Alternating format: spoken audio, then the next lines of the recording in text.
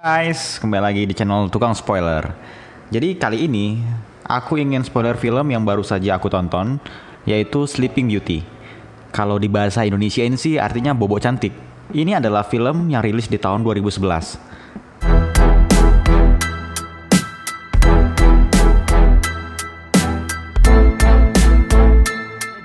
Film ini menceritakan tentang kehidupan seorang wanita muda yang bertahan hidup sendirian. Demi kebutuhan hidupnya, biaya kuliah, biaya sewa tempat tinggal, dan biaya obat pacarnya yang sedang sakit. Dia rela mengambil banyak pekerjaan demi semua itu. Wanita cantik ini bernama Lucy. Film diawali dengan ditunjukkannya pekerjaan-pekerjaan yang diambil oleh Lucy. Dari menjadi kelinci percobaan eksperimen di Fakultas Kedokteran, dengan dikasih lihat adegan Lucy memasukkan selang ke dalam tenggorokannya. Kalau aku lihat sih anjir, ngilu banget sih. Jangan dibayangkan ya. Kemudian Lucy juga menjadi pelayan restoran, bekerja sebagai tukang fotokopi di sebuah perusahaan. Bahkan di malam harinya, Lucy juga sampai menjadi seorang pelacur di klub malam. Itu semua dilakukannya demi bisa bertahan hidup. Di kesibukannya bekerja, Lucy juga menyempatkan untuk berkunjung ke rumah pacarnya. Pacarnya ini dipanggil dengan julukan Birdman oleh Lucy. Birdman, manusia burung, manusia buwung. Kita sebut aja buwung ya. Buwung apa itu, Man? Ada aja julukannya. Buwung menderita penyakit kanker stadium akhir, tapi dia tidak mau dirawat di rumah sakit dan lebih memilih melakukan pengobatan di rumah saja. Lucy rajin datang untuk menyediakan makanan dan obat untuk buwung. Nggak apa-apa lah ya, aku panggil buwung. Nama juga panggilnya Birdman, agak sulit untuk diucapkan. Dari sini saya merasa heran saja melihat Lucy, walaupun dia melakukan pekerjaan sebagai seorang pelacur, tapi masih bisa tetap setia menemani di masa-masa akhir hidup pacarnya. Setelah itu kita juga diperlihatkan permasalahan Lucy di tempat ia tinggal. Ketidakakraban dengan pemilik rumah karena Lucy sering telat membayar uang sewa rumahnya. Karena sadar masih banyak kebutuhan hidup yang harus ia bayar, akhirnya Lucy mencari lagi kerja tambahan melalui loker yang ada di koran mahasiswa di kampusnya. Dan dia pun akhirnya pergi ke tempat lowongan kerja itu. Dan kemudian diinterview oleh Clara, pemilik usaha tersebut. Saat diinterview, Clara menjelaskan mengenai pekerjaannya. Kita diberitahu bahwa ini adalah usaha penyedia jasa layanan VIP. Udah tau lah ya ini pekerjaan seperti apa, layanan VIP cuy. Clara juga bilang bahwa pekerjaan ini tidak tetap, tapi freelance gitu. Jadi setiap menyelesaikan tugasnya, Lucy akan langsung dapat bayaran. Kalau ada pekerjaan baru, ya dia bakal dihubungi. Walaupun pekerjaannya seperti itu, Clara juga memberitahukan bahwa vaginanya tidak akan dipenetrasi dan vaginanya adalah kuil. Oke, aku ulangi, vaginanya tidak akan dipenetrasi. Yang nggak tahu apa itu penetrasi, aku kasih tahu. Singkatnya, penetrasi itu bersatunya alat kelamin pria dan wanita. Nah, itu dia. Jadi udah paham kan? Jadi aku nggak perlu jelasin lebih dalam lagi kan guys. Terus si Lucy malah bilang, vaginaku itu bukanlah kuil. Ya iyalah, karena kita dari awal juga udah tahu bahwa si Lucy juga bekerja sebagai pelacur di klub malam, makanya dia bisa bilang seperti itu. Kemudian Lucy diperiksa fisiknya juga dengan cara menyuruhnya melepaskan baju. Kemudian Clara memanggil asistennya Thomas untuk mengecek tubuhnya si Lucy. Jadi tubuhnya si Lucy itu dicek apakah ada bekas tindik, tato, ataupun bekas luka pada tubuhnya. Dan akhirnya Lucy diterima di pekerjaan itu. Sebelum melakukan pekerjaan itu, Lucy diberikan fasilitas pembersihan diri seperti manicure, pedicure, dan bulu jembatnya pun juga dibersihkan.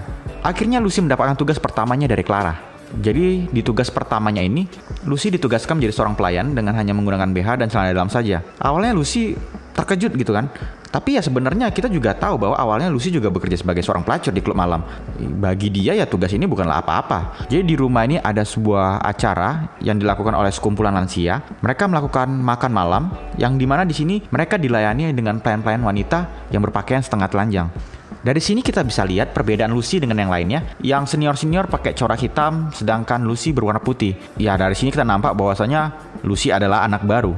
Di bagian ini ada yang membuat saya tercengang. Saat mereka melakukan istirahat di ruang tamu, ada dua wanita lagi nungging di dekat pembakaran kayu bakar. Ini buat apa coba? Gila, anjir. Hobi kakek-kakek Sugiono ini memang gila sih menurut aku. Ada-ada aja. Usia tinggal satu kalender aja buat yang aneh-aneh. Tapi karena bayarnya juga besar ya makanya Lucy mau melayani mereka. Selesai dari tugas itu, Lucy tidak langsung pulang ke rumahnya, tapi malah datang ke klub malam dan bekerja lagi menjadi seorang pelacur. Gila sih menurutku. Demi kebutuhan kehidupannya, dia harus melakukan semuanya itu.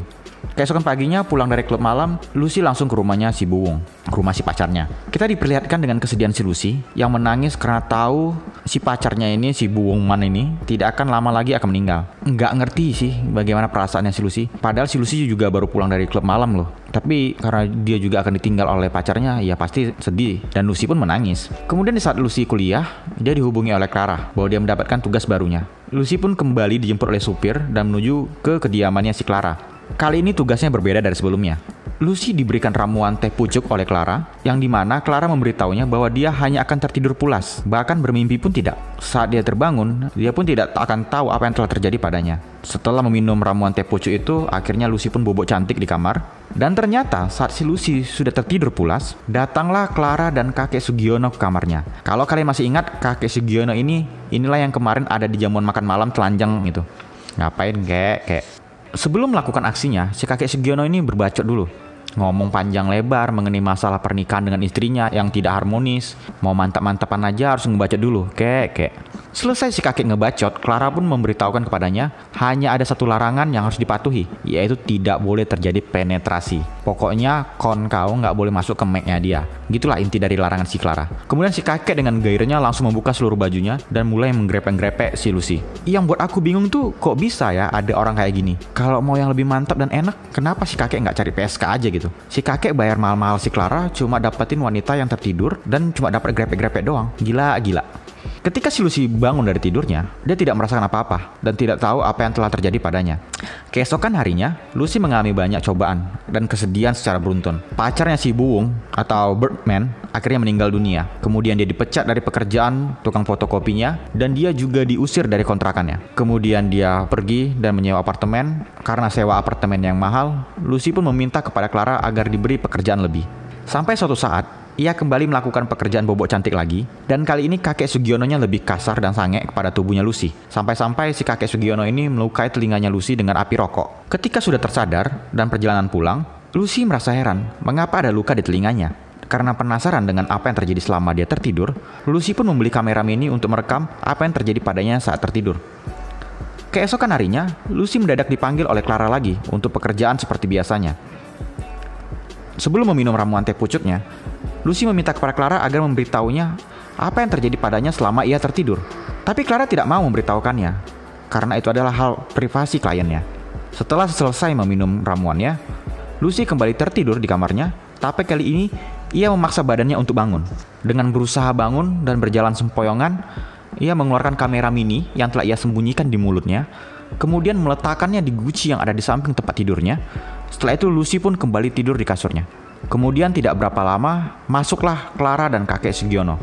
Ternyata kali ini kakek Sugiono yang pertama kali menggrepeng-grepek si Lucy datang kembali.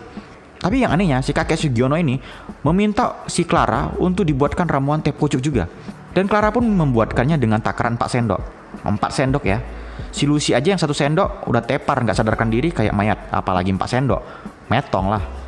Dari sini kita bisa lihat, tampaknya si kakek Sugiono ini mau mengakhiri hidupnya dengan keadaan mati damai tidur bersama wanita yang ia sukai. Kakek Sugiono itu pun akhirnya meminumnya. Keesokan paginya, Clara kembali masuk ke kamar dan membukakan jendela kamar itu. Clara pun memeriksa keadaan kakek itu dan ternyata sudah meninggal. Saat hendak membangunkan si Lucy, Clara terkejut dan panik karena Lucy nggak bangun-bangun dari tidurnya. Si Clara menggoyang-goyangkan badannya, menamparnya sampai memberikan napas buatan, dan akhirnya Lucy pun sadarkan diri. Saat si Lucy sudah terbangun, kemudian si Lucy melihat ada seorang kakek telanjang yang tidur bersamanya. Lucy pun menangis sekeras-kerasnya karena ternyata ia tahu pekerjaan yang selama ini ia lakukan. Di bagian ini, saya jadi bingung, kok bisa ya si Lucy menangis? Bukannya tidur bersama pria lain itu sudah biasa baginya di klub malam? Ada yang aneh. Film pun berakhir dengan ditunjukkannya isi video yang berasal dari kamera pengintai Lucy, yang dimana isinya hanya adegan Lucy tidur dan kakek Sugiono yang tertidur di sampingnya. Tamat. Oke guys, jadi menurut aku film ini agak sedikit membingungkan bagi aku karena aku juga nggak tahu kenapa ya si Lucy nangis. Padahal kan kita tahu bahwasanya si Lucy ini juga bekerja sebagai seorang pelacur. Apa dia alergi dengan kakek-kakek?